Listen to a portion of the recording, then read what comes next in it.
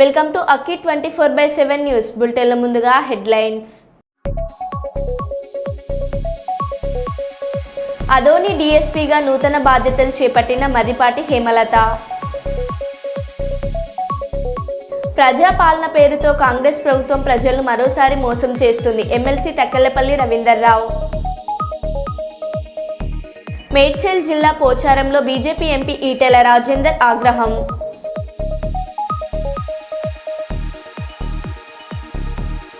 ఉత్తరప్రదేశ్లోని కాన్పూర్లోని దాదానగర్ కెమికల్ ఫ్యాక్టరీలో అకస్మాత్తుగా మంటలు చెలరేగాయి. నూతన సాంకేతిక పరిజ్ఞానాన్ని ఉపయోగించి నేరాలను అరికడతామని తెలిపిన రాష్ట్ర డీజీపీ ద్వారక తిరుమలరావు. విద్యార్థినులపై ఉపాధ్యాయుడు లైంగిక వేధింపులు.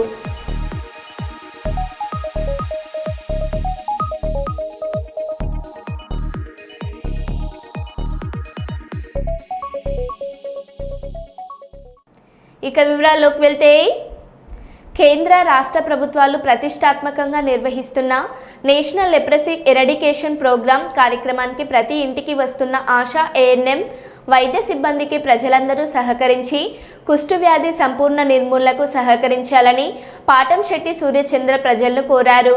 వైద్య సిబ్బంది మన ఇంటికి వచ్చినప్పుడు శరీరంపై ఎవరికైనా మచ్చలు ఉన్నా, మచ్చ మీద స్పర్శ తెలియకపోయినా, చెవి పైభాగం మందంగా ఉండినా, కనురెప్పలు ఆడించినప్పుడు దగ్గరకు అంటుకోకపోయినా వైద్య సిబ్బందికి తెలియజేస్తే తగిన పరీక్షలు నిర్వహించి వ్యాధి మొదటి దశలోనే గుర్తించి పూర్తి స్థాయిలో మందులు స్థానిక వైద్య సిబ్బంది అందిస్తారని, 100% కుష్టు వ్యాధి నివారణ జరుగుతుందని, వ్యాధి సోకిన వారి వివరములు గోప్యంగా ఉంచడం జరుగుతుందని సూర్యచంద్ర తెలిపారు. దయచేసి మన ఇంటి వద్దకు వచ్చిన వైద్య సిబ్బందికి సర్వేలకు పరీక్షలకు సహకరించాలని పాటంశెట్టి సూర్యచంద్ర ప్రజలను కోరారు. 2027 నాటికి లెప్రసీ రహిత భారత్ కావటానికి ప్రతి ఒక్కరూ సహకరించాలని పాటంశెట్టి సూర్యచంద్ర పిలుపునిచ్చారు. గన్నపల్లి మండలం మల్లెపల్లి గ్రామంలో హెల్త్ సెంటర్ను సందర్శించి కుష్టు వ్యాధి నివారణ సర్వే రికార్డులు పరిశీలించి వైద్య సిబ్బందిని పాటంశెట్టి సూర్యచంద్ర అభినందించారు. రావద్దమ్మా అని చెప్పేసి వీరు వచ్చిన వెంటనే వీళ్ళని తిరస్కరించడం జరుగుతూ ఉంటుంది చాలా ఈ కుటుంబాల్లో. దయచేసి ప్రజలందరికీ కూడా నేను చేతులు జోడించి విజ్ఞప్తి చేసేది ఏంటంటే, ఇది ప్రారంభ దశలో గుర్తిస్తే అసలు ఎట్టి పరిస్థితుల్లోనూ కూడా ఏ రకమైన నష్టం ఉండదు. మనం దీన్ని అశ్రద్ధ చేసినట్లయితే మరి ఈ యొక్క లెప్రసీ కుష్టి వ్యాధి చేతులు ఇలాగైపోవడం, ఇంకంటే అందవిహారంగా మరియు చాలా అనారోగ్య పరిస్థితి వచ్చేసే పరిస్థితి దీంట్లో ఉంటుంది కుష్టి వ్యాధిలో. కాబట్టి ప్రతి ఒక్కరికి కూడా నేను విజ్ఞప్తి చేసేది, మరి ఆరోగ్య సిబ్బంది ఏఎన్ఎం కానీ ఆశా వర్కర్లు కానీ మీ ఇంటికి వచ్చినప్పుడు మిమ్మల్ని అడుగుతారు, మీ ఒంటి మీద ఏమన్నా కొత్తగా మచ్చలు వచ్చాయా అని చెప్పేసి అడుగుతారు. మన శరీరం మీద మచ్చలు అంటే మన శరీరం ఉన్న రంగు కంటే ఇది కొంచెం మన ఈ రంగులో ఉంటుంది, ఇది కొంచెం ముదురుగా ఉంటుంది, రాగి కలర్లో ఉంటుంది మచ్చ. ఆ రాగి కలర్లో ఉన్న మచ్చలు ఏమైనా ఉంటే మీరు చూపించండి. అదే రకంగా కళ్ళు మీద ఏమన్నా ఉంటే, కన్ను రెప్పలకి వెంట్రుకలు కొంచెం ఉండవు, ఆ రెప్పలు కళ్ళు ఇలా దగ్గరికి నొక్కలేము, ఆ రకంగా తెలుస్తుంది. అదే రకంగా చెవుల మీద కూడా మందంగా అవుతాయి చెవులు. ముఖ్యంగా మనకి వెంటనే తెలిసేది చర్మం మీద రాగి రంగులో చిన్న చిన్న మచ్చలు వస్తాయి. అంటే అది మొదటి దశలో ఉంటాయి అన్నమాట. చిన్న మచ్చలు వచ్చినప్పుడు వైద్య సిబ్బంది వచ్చినప్పుడు ఆ మచ్చల మీద ఈ పెన్నిచ్చుకుని ఇలాగా కొంచెం ఇలాగంటే మనకి స్పర్శ తెలిసిందంటే ఇది కుష్టి వ్యాధికి సంబంధించింది కాదు. స్పర్శ తెలియకపోతే పెన్నిచ్చుకుని ఇలా గుచ్చినప్పుడు స్పర్శ తెలియకపోతే అది కుష్టి వ్యాధికి సంబంధించిన మచ్చగా మనం భావించి, ఆ రకంగా మనకి 5 మచ్చల లోపు ఉన్నాయంటే 6 నెలల్లో మనకి ఇది క్లియర్ అవ్వడం జరుగుద్ది. 6 నెలల్లో మరి చక్కని మందులు ఇవ్వడం జరుగుతూ ఉంది. అది సార్ చక్కని మందులు అనమాట. 6 నెలల్లో మంచి అద్భుతమైన మెడిసిన్ ఇవ్వడం జరుగుతుంది. ఆ ట్యాబ్లెట్లు వాడితే 6 నెలల్లోనే పూర్తిగా నివారణ జరుగుద్ది. ఒకవేళ ఇంకా 5 మచ్చల కంటే శరీరంలో ఎక్కువ కనుక ఉంటే సంవత్సరం పాటు మరి ప్రభుత్వమే ఉచితంగా మందులు ఇస్తారు. ఆ మందులు వాడినట్లయితే పూర్తిగా నయం అవుతున్న పరిస్థితి. మరి అవునమ్మా, ఎవరికి వచ్చింది అనేది కూడా ఎవరికి చెప్పరు. ఎందుకంటే కుష్టి వ్యాధి అంటే ఏదో అంటరాని వారి కింద, అసలు ఎవరు దరిదాపులు రాకూడదు, ఇది మళ్ళీ అంటువ్యాధి కింద అని చెప్పేసి భావించే పరిస్థితులు ఉంటాయి. కాబట్టి ఎవ్వరు కూడా మీకు ఎవరికైనా ఆ రకమైన ఆ వ్యాధి నిర్ధారణ అయితే పలానాకి వచ్చిందనేది ఎవరికి కూడా తెలియదు. మరి చెల్లెమ్మలు చెప్తా ఉన్నారు, ఏఎన్ఎం ఆశా వర్కర్లు గత సంవత్సరం ఈ గ్రామంలో ఒకరిని గుర్తించడం జరిగింది, అంతకంటే ముందు సంవత్సరం ఇద్దరిని గుర్తించడం జరిగింది. వారికి చక్కగా ట్రీట్మెంట్ చేయడం జరిగింది. వారు చక్కగా ఆరోగ్యంగా పూర్తిగా వ్యాధి నివారణ జరిగి చక్కగా వివాహం చేసుకుని ఆరోగ్యంగా ఉన్నారని చెప్పి కూడా చెప్పడం జరుగుతూ ఉంది. ఇది చాలా మంచి కార్యక్రమం. ప్రజలందరూ కూడా మరి ఆరోగ్య సిబ్బంది వచ్చినప్పుడు వారిని తిరస్కరించకుండా మనం ప్రతి ఒక్కరూ కూడా పరీక్షలు చేసుకుని మనకి వ్యాధి లేదు అనేది మనం నిర్ధారించుకోవాలని చెప్పేసి కోరుతా ఉన్నాను. వ్యాధి ఉన్నట్లయితే సంబంధించిన పై అధికారులకి తెలియజేసి మీకు మందులన్నీ కూడా ఇంటికే ఇవ్వడం జరుగుతూ ఉంటుంది. కాబట్టి ప్రతి ఒక్కరూ కూడా ఈ యొక్క ఎన్ఎల్ఈపి కేంద్ర రాష్ట్ర ప్రభుత్వ కార్యక్రమాన్ని విజయవంతం చేయాలి, మనందరూ కూడా ఆరోగ్యంగా ఉండాలని చెప్పేసి కోరుకుంటూ నమస్కారములతో మీ పాటంశెట్టి సూర్యచంద్ర, జగ్గంపేట నియోజకవర్గ ఇండిపెండెంట్ ఎమ్మెల్యే అభ్యర్థి. మరి ఈ కార్యక్రమానికి ఎంతో చక్కగా సహకరిస్తూ కార్యక్రమాన్ని విజయవంతంగా నిర్వహిస్తున్నటువంటి మరి ఏఎన్ఎంలకి, ఆశా వర్కర్లకి, మరి హెల్త్ డిపార్ట్మెంట్ అందరికి కూడా ప్రజల పక్షాన కృతజ్ఞతలు తెలియజేస్తా ఉన్నామమ్మా. Thank you. కొమ్రంభీం ఆసిఫాబాద్ జిల్లా ప్రభుత్వం ప్రతిష్టాత్మకంగా తీసుకున్న ఇంద్రమ్మ ఇల్లు, రైతు భరోసా, ఆత్మీయ భరోసా రేషన్ కార్డుల గురించి జిల్లా కేంద్రంలో 5 వార్డులకు కలిపి బుధవారం ఉదయం గ్రామసభ నిర్వహించడం జరిగినది. ప్రభుత్వం గతంలో ప్రజాపాలన కార్యక్రమం నిర్వహించి అప్పటిలో తీసుకున్నటువంటి దరఖాస్తులు, వాటికి మున్సిపల్ సిబ్బంది ఇంటింటికి సర్వే చేసి అర్హులందరికీ ఇందిరమ్మ ఇండ్లు, కొత్త రేషన్ కార్డులు లిస్టును ప్రకటించడం జరిగినది. ఈ సందర్భంగా లిస్టులో పేరు రాని వారి నుంచి, అర్హులైన వారి నుంచి కొత్త రేషన్ కార్డులు, ఇందిరమ్మ ఇల్లు, రైతు భరోసా తదితర పథకాల కోసం దరఖాస్తులు స్వీకరించారు. ఈ కార్యక్రమంలో మున్సిపల్ సిబ్బంది, వార్డు ఆఫీసర్లు ఆనంద్, సారంగపాణి, కుమారస్వామి మరియు కాంగ్రెస్ నాయకులు, మాజీ వార్డు సభ్యులు షబ్బీర్, మాజీ కోఆప్షన్ సభ్యులు అసద్, ఎంఎం హెల్ప్ లైన్ అధ్యక్షులు అహ్మద్, ఇతర పార్టీ నాయకులు మరియు గ్రామస్తులు పాల్గొన్నారు. నూతన సాంకేతిక పరిజ్ఞానాన్ని ఉపయోగించి నేరాలను అరికడతామని రాష్ట్ర డీజీపీ ద్వారక తిరుమలరావు తెలిపారు. కర్నూలు జిల్లాకు వచ్చిన ఆయన జిల్లా పోలీస్ కార్యాలయంలో ఉన్నతాధికారులతో సమీక్ష సమావేశం నిర్వహించారు. అనంతరం మీడియాతో మాట్లాడుతూ జిల్లాలో పోలీసులు పనితనం బాగుందన్నారు. ఆధునిక దేశాల విధంగా విజువల్ పోలీస్ విధానాన్ని అనుసరించాలని ఆయన కోరారు. ఈ సందర్భంగా వ్యాస్ ఆడిటోరియంలో డీజీపీ మొక్కలు నాటారు.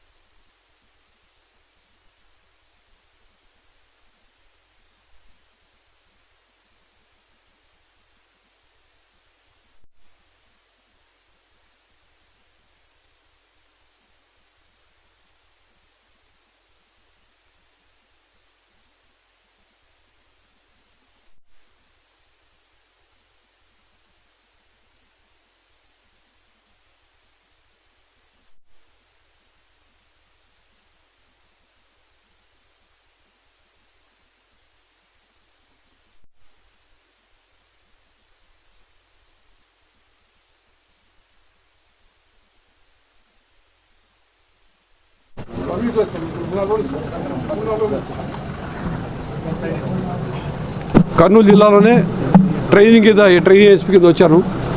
ఇవాళ కొన్ని జిల్లాలు చూసుకుంటూ ఈ జిల్లాకి రావటం, ఇక్కడ జిల్లా అధికారులతో మాట్లాడటం, నా ట్రైనింగ్ స్టార్ట్ అయిన రోజుల నుంచి ఒకసారి గుర్తు చేసుకోవటం, ఇక్కడే కర్నూలు తాలూకు పోలీస్ స్టేషన్లో ట్రైనింగ్ అయినాను, అన్ని గుర్తు చేసుకోవడం జరిగింది.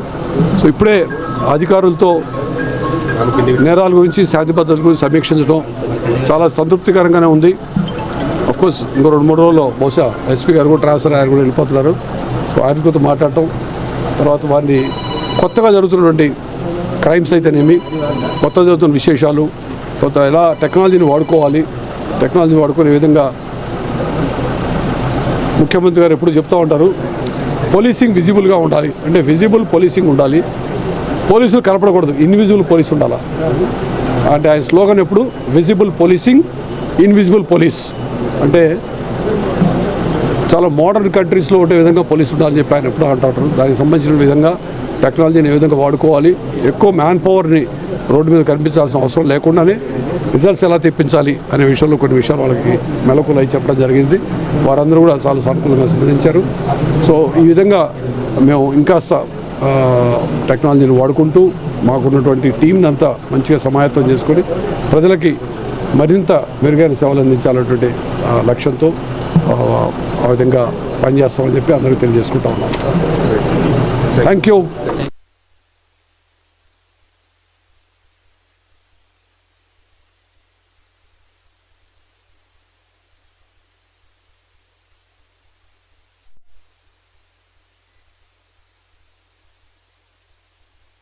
భూపాలపల్లి మండలం నాగారం గ్రామం నుంచి కృష్ణపురానికి గత సంవత్సరం క్రితం సదరు కాంట్రాక్టర్ బ్రిడ్జి 2 కోట్ల రూపాయలతో నిర్మాణం చేపట్టి ఇప్పటికీ పూర్తి చేయకపోవడంతో తీవ్ర ఇబ్బందులు పడుతున్నట్లు నాగారం గ్రామ రైతులు తెలిపారు.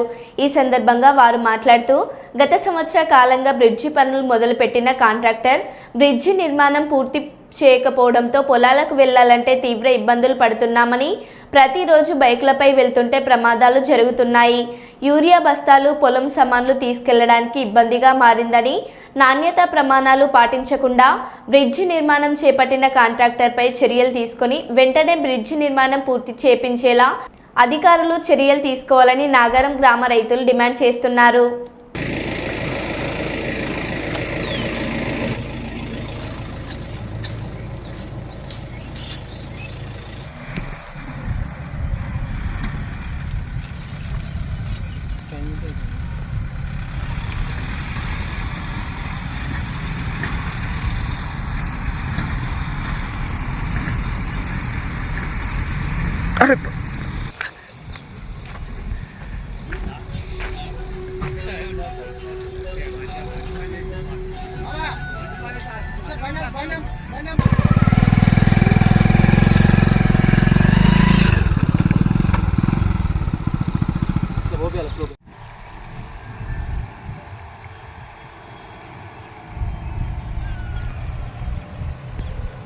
అతరం అవుతుంది స్టార్ట్ చేసి కొంచెం చెప్తానే ఉంది. ఇప్పుడు బండి వెళ్ళే తట్టున్నదా లేకపోతే ఏమైనా తట్టు మనిషి నడిచేటట్టున్నదా? ఈ ఎన్ని రోజులు అంటే ఇప్పుడు వీళ్ళు వాళ్ళు పని వాళ్ళు పోయి ఇప్పటికి 20 రోజులు అవుతుంది. కొట్టద్దా ఉసుక ఉసుక అంటే అక్కడ తెచ్చింది ఆడ కనబడతలేదా పోషమ్మ కాడ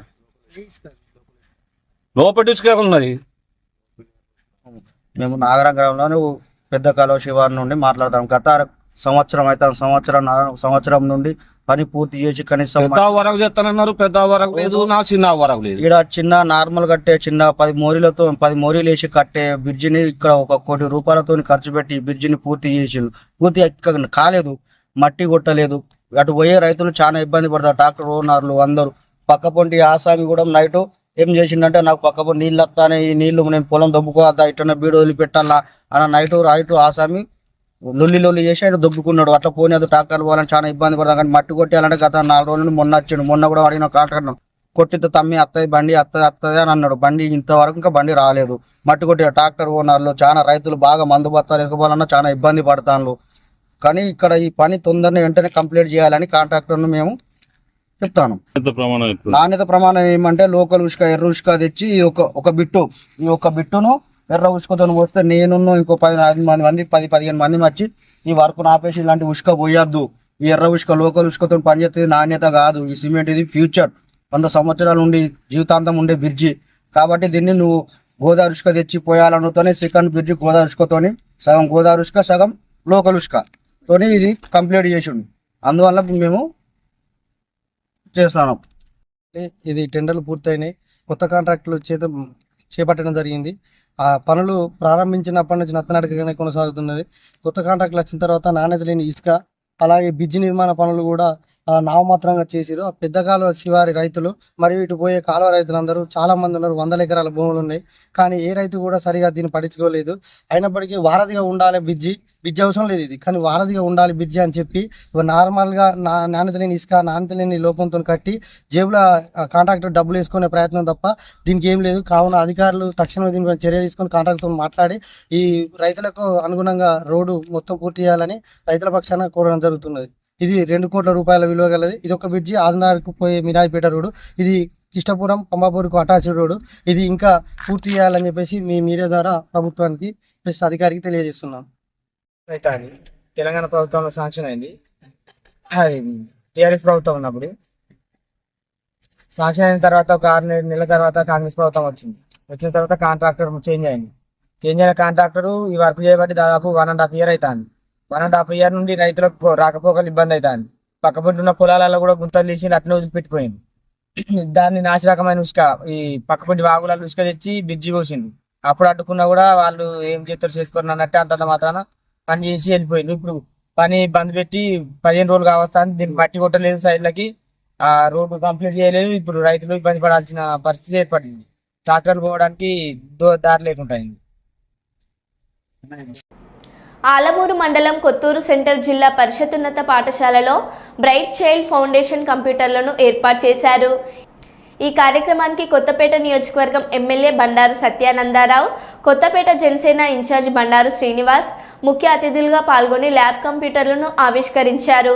ఎమ్మెల్యే సత్యానందారావు, బండారు శ్రీనివాస్ మాట్లాడుతూ ఎంఈఓ అప్పాజీ మేము ఒకే కాలేజ్ మేట్స్ అని, అంతేకాకుండా పిల్లల భవిష్యత్తును ఆలోచించి మా నియోజకవర్గంలో స్కూల్ అభివృద్ధి కోసం 8 కంప్యూటర్స్, 2 నెలల వాలంటరీ ప్రోగ్రాం ఇచ్చి ముందడుగు వేసిన ఫౌండర్ పాడిశెట్టి కృష్ణ మేనేజర్ 2 నెలల వాలంటరీ ప్రోగ్రాం ఇచ్చి ముందడుగు వేసిన ఫౌండర్ పాడిశెట్టి కృష్ణ, మేనేజర్ జిడ్డు సూర్యకి స్కూల్ తరపున నియోజకవర్గం తరపున ఎమ్మెల్యే జనసేన నాయకులు శ్రీనివాస్ కృతజ్ఞతలు తెలిపారు. బండా సంజీవ్ మాట్లాడుతూ త్రిబుల్ సినిమా ప్రపంచవ్యాప్తంగా గుర్తింపు ఎలాగైతే తెచ్చిందో మన రాష్ట్ర భవిష్యత్తును ముఖ్యమంత్రి వర్యులు చంద్రబాబు నాయుడు, ఉప ముఖ్యమంత్రి వర్యులు పవన్ కళ్యాణ్, లోకేష్ దేశవ్యాప్తంగా మన రాష్ట్రాన్ని గుర్తింపు తెస్తారని కొనియాడారు. రాబో కాలంలో కూటమి ప్రభుత్వంలో మరింత అభివృద్ధి పథంలో నడుస్తుందని తెలిపారు. బ్రైట్ చైల్డ్ ఫౌండేషన్ మంచి కార్యక్రమాలు కొనసాగించాలని మండల స్థాయి నాయకులందరూ సమక్షంలో సంజీవ్ కృతజ్ఞతలు తెలియజేశారు. ఈ కార్యక్రమానికి బీసీఎఫ్ కమిటీ మేకల అఖిల్, కంచం వంశీ మండల కూటమి నాయకులు పాల్గొన్నారు.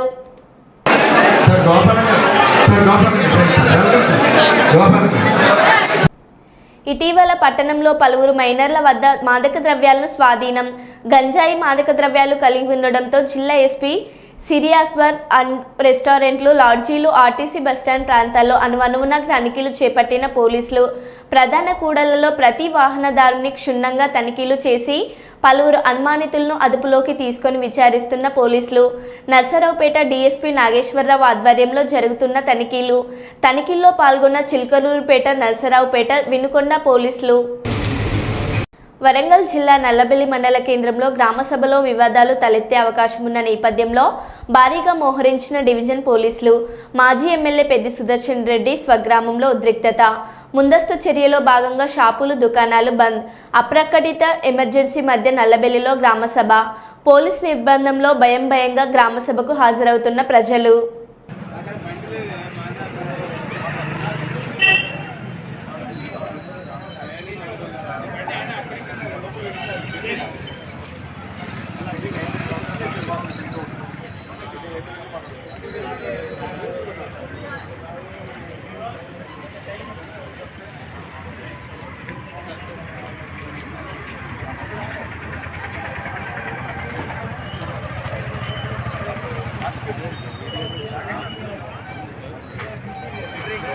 రిపోర్టర్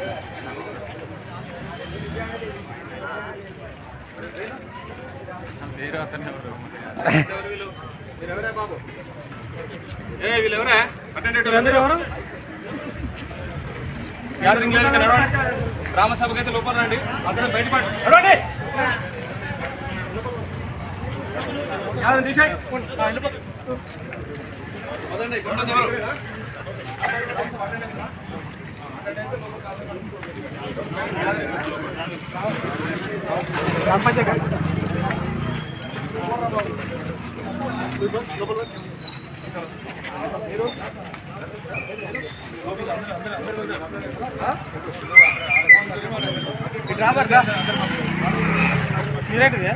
రిపోర్టర్స్ మీరు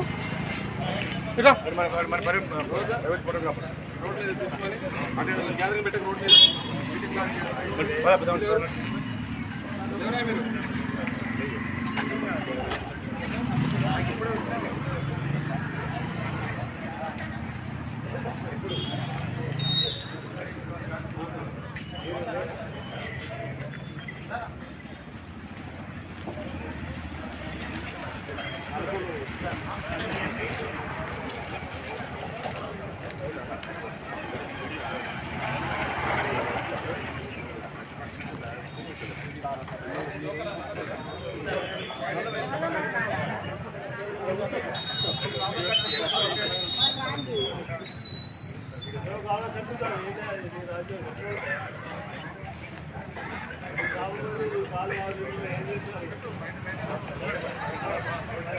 మైబాద్ జిల్లా మరిపడ మున్సిపల్ పట్టణ కేంద్రాన్ని పొగమంచు కప్పేసింది.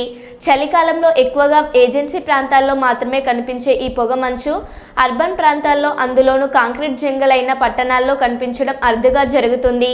కాగా ఈ తెల్లవారుజామున పట్టణాన్ని పొగమంచు దట్టంగా అలుముకోవడంతో వాహనదారులు తీవ్ర ఇబ్బందులు ఎదుర్కొన్నారు.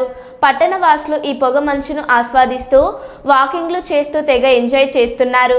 కొందరు వయసు పైబడిన వారు మాత్రం ఈ చలిని తట్టుకోలేక చలిమంటలు కాగుతూ సేద తీరుతున్నారు. ఏదేమైనా ప్రకృతి సృష్టించిన ఈ రమణీయతను పట్టణ వాసులు ఆస్వాదిస్తున్నారు.